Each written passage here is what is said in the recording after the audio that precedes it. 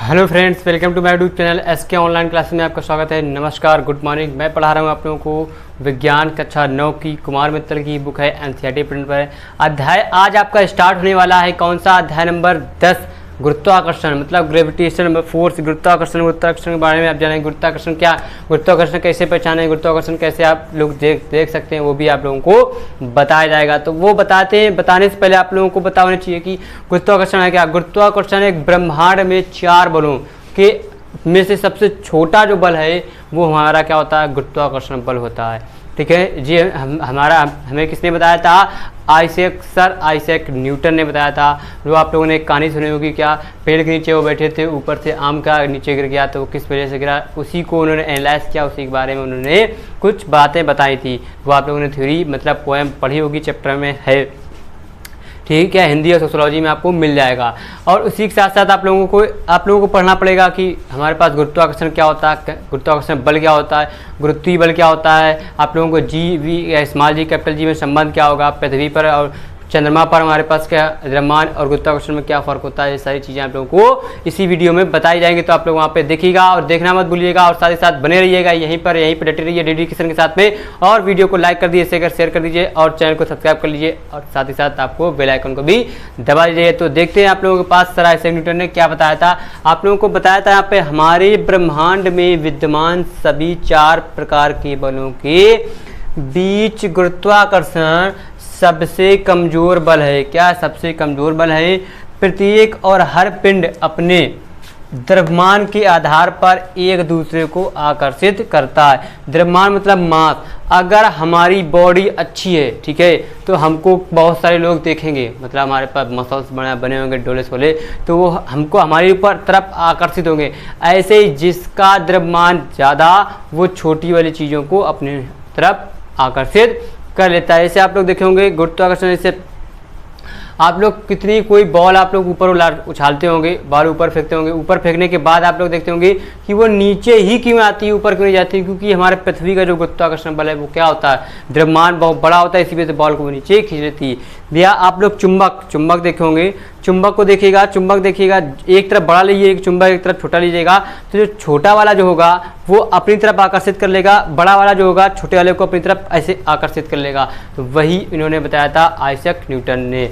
तो यही कारण है कि गुरुत्वाकर्षण आप वो वहाँ से बता पाए थे, वहाँ से गुरुत्वाकर्षण उन्होंने डिफाइन किया था। जब वो पेड़ पर लटका हुआ आम पका हुआ वो ज़मीन के नीचे गिर गया, पेड़ के ऊपर क्यों नहीं गया, यही वजह से उन्होंने बताया था पृथ्वी का द्रव्यमान बहुत मास बड़ा है, और जो चीज़ बड़ी चीज़ें छोटी चीज़ों को अपनी तरफ आकर्षित कर लेती हैं वही हमारा गुरुत्वाकर्षण कहलाता है। तो आप लोग को ये समझ में आया होगा गुरुत्वाकर्षण। तो आप लोग इसको लिख लीजिए, आप लोग इसको नोट कर लीजिए, फिर बताते हैं आपको आगे वाला टॉपिक। गुरुत्वाकर्षण तो समझ में आ गया।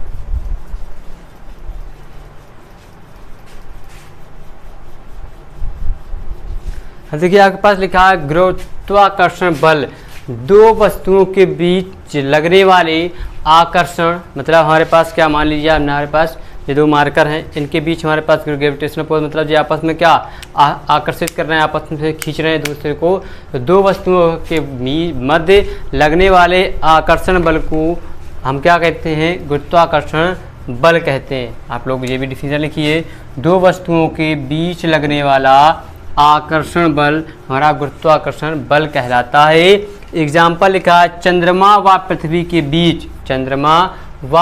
के बीच लगने वाला बल गुरुत्वाकर्षण बल क्या कहलाता है। तो ये भी आप लोग नोट कर लीजिए, क्या चंद्रमा और पृथ्वी के बीच जो लगने वाला हमारा गुरुत्वाकर्षण बल होता है वही गुरुत्वाकर्षण बल कहलाता है। चंद्रमा और पृथ्वी के बीच में जो फोर्स लगता है ये आपस में मेंटेन रहते हैं, बस क्या अपनी एक्सिस पे ही घूमते, लेकिन इनकी डिस्टेंस क्या हमारी समान, एक दूसरे को ये आकर्षित करते हैं। ओके, तो ये हो गया आपके पास गुरुत्वाकर्षण बल। जल्दी से नोट कर लीजिए, फिर आगे बढ़ते हैं। आपके पास आगे आने वाला है बहुत अच्छा टॉपिक, देखिएगा। ठीक है, अब देखिए यहाँ पे लिखा है अभिकेंद्र बल, सेंट्रीफ्यूगल फोर्स क्या होता है। अभिकेंद्र बल होता है जब कोई वस्तु एक वृत्ताकार पथ पर गति करती है, जब कोई वस्तु एक वृत्ताकार पथ पर गति करती है, मतलब सर्कुलर मोशन पे काम करती है, तो वस्तु पर सदैव एक केंद्र की ओर बल लगता है, जिसे अभिकेंद्र बल कहते हैं। जैसे आप लोग देखिए यहाँ एग्जाम्पल, पृथ्वी के चारों ओर चंद्रमा की गति अब केंद्र बल के कारण ही होती है। या आप लोग देखिए यहाँ पर एक व्यक्ति को खड़ा कर दीजिए, यहाँ पे धागे पे एक का बांध लिया, पत्थर बांध लीजिए, उसको फिर ऐसे घुमाते रहिए, ऐसे ऐसे घूमती रहेगी, तो उस पर कुछ समय के बाद आपको एक ऐसा एक रोटेशन मिल जाएगा। उसके बाद वो उसी क्षण आपको एक केंद्र किससे हमारा बल लग रहा है जी, यहाँ हाथ से लगाएंगे केंद्र से, वही हमारा क्या कहलाता है, अभिकेंद्र बल कहलाता है। तो आप लोग को ये डिफिनेशन, जब कोई वस्तु एक वृत्ताकार पथ पर गति करती है तो वस्तु पर सदैव एक केंद्र की ओर बल लगता है, वह बल अभिकेंद्र बल कहलाता है। जैसे पृथ्वी के चारों ओर चंद्रमा की गति, चंद्रमा की जो गति होती पृथ्वी के चारों ओर चक्कर लगाती, तो हमारा क्या जो पृथ्वी है वो क्या है, केंद्र हो जाती है, उस पर जो बल लगता है वो अभिकेंद्र बल कहलाता है। समझ पाए? तो आप लोग इसको नोट कीजिए। फिर आपके पास आएगा न्यूटन के सर्वाधिक गुरुत्वाकर्षण का नियम, वो पढ़ाया जाएगा आप लोगों को, बस इसको याद कर लीजिए, इसको नोट कर लीजिए, जल्दी नोट कीजिए। ठीक है, अब देखिए यहाँ पे लिखा है न्यूटन का गुरुत्वाकर्षण का सार्वत्रिक नियम, Newton universal law of gravitation. क्या लिखा है? सार्वत्रिक गुरुत्वाकर्षण नियम के अनुसार किन्हीं दो पिंडों के बीच कार्य करने वाला आकर्षण बल पिंडों के द्रव्यमान के गुणनफल के समानुपाती तथा उनके बीच की दूरी के वर्ग के व्युत्क्रमानुपाती होता है। जी हमारा क्या न्यूटन का सार्वत्रिक गुरुत्वाकर्षण का यूनिवर्सल लॉ उन्होंने बताया था, जो यूनिवर्सल लॉ उनका नाम पड़ गया। अब देखेंगे यहाँ पे लिखेंगे माना कि दो द्रव्यमानों के पिंडों m1 व m2 हैं तथा उनके बीच की दूरी r है, या r या d कहीं कहीं आपको लिखा होता, दोनों सही है, r है, तथा उन पर लगने वाला आकर्षण बल क्या F है वो। तो अब देखिए दो हमने पिंड बना लिए, देखिए जी बन गए, थोड़े बड़े बना लेते हैं।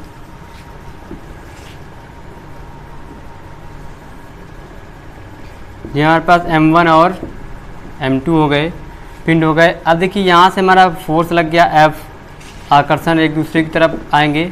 ठीक, अब यहाँ पर हमारे पास क्या, यहाँ से दूरी जो हो गई, ये हमारे पास क्या हो गई, इनके बीच की दूरी के क्या होते हैं हमारे पास, वर्ग के व्युत्क्रमानुपाती होता है। एक हम क्या मान लेंगे, जो हमारा बल F बराबर हो जाएगा, F इज प्रोपोर्शनल टू हमारे पास क्या हो जाएगा, हमारे पास क्या m1 और m2 हो जाएगा।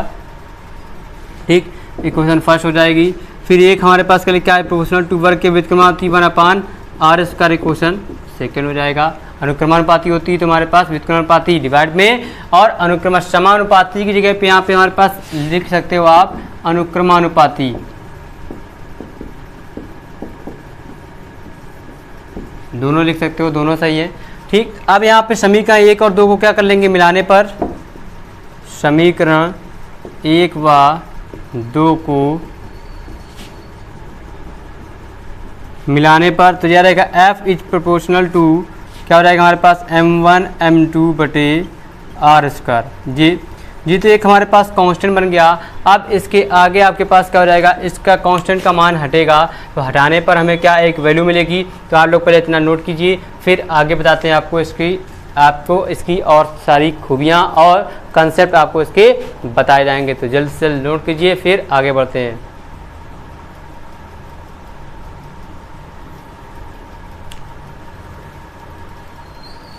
नोट कर चुके होंगे, अब आगे बढ़ेंगे। यहाँ पे इसके लिए आगे थोड़ा सा करना है।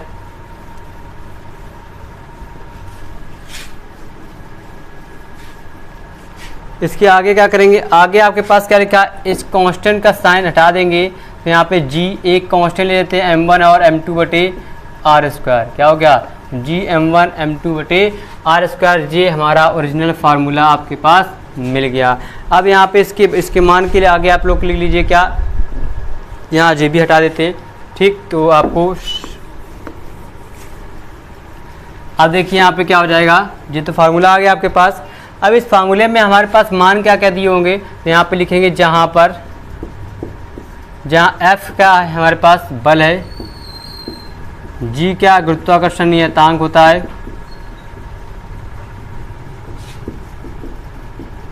नियतांक है, इसमें G का मान होता है 6.67 गुणा 10⁻⁻11 न्यूटन इंटू मीटर स्क्वायर प्रति किलोग्राम स्क्वायर। ठीक, और यहाँ पे G हो गया। अब यहाँ पे M1 जो M2 है वो क्या पिंड के द्रव्यमान है,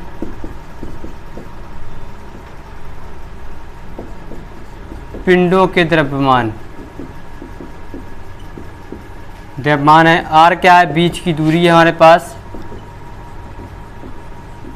ठीक, तो ये भी आप नोट कीजिए। फिर आगे बढ़ते हैं, आपको इसके आगे बताया जाएगा आपको चीज़ें, जल्दी नोट कर लीजिए।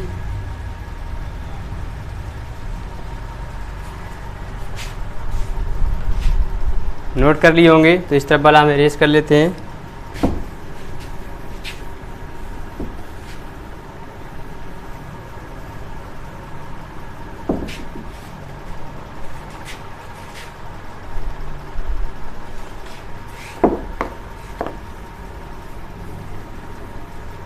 अब अगर इसी फार्मूले पे हम क्या यहाँ M1 और M2 का मान यहाँ पे लिख दें, जब R का मान 1 रख दो और M1 M2 के मान भी 1 रख देंगे, तो F बराबर क्या हो जाएगा, G 1 गुणा 1 बटे 1 का स्क्वायर, फिर जाएंगे G, तो F बराबर क्या आ जाएगा हमारे पास G, जो हो गया।